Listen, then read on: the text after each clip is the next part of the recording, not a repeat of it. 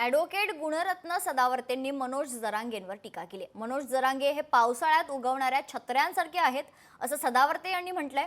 सदावर्ते आज जालना दौऱ्यावर आले होते। यावेळी माध्यमांशी संवाद साधताना ते बोलत होते। जरांगे मराठ्यांचा कर्दनकाळ ठरलाय। जरांगेंच्या ढोंगामुळे मराठे नोकरीला लागले नाहीत असं सदावर्ते म्हणाले।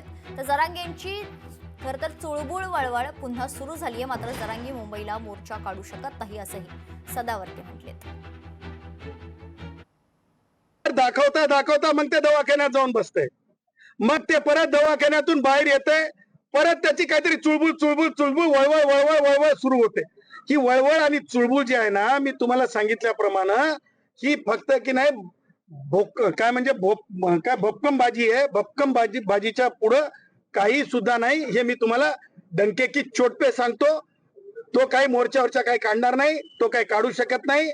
आणि तुम्हाला सांगतो, तुम्ही म्हणालात ना ते नोंदी, हा जरंग्या माझ्या मराठा भावांना जे 8.5% जवळ जे ईडब्ल्यूएस मध्ये जे IAS म्हणजे जे काही अधिकारी व्हायचे स्टेट मधले आणि केंद्रातले, ते अधिकारी आज होऊ शकलेले नाहीत।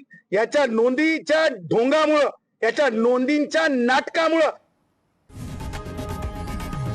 लोकशाही मराठी ऐका, पहा, जागरूक रहा।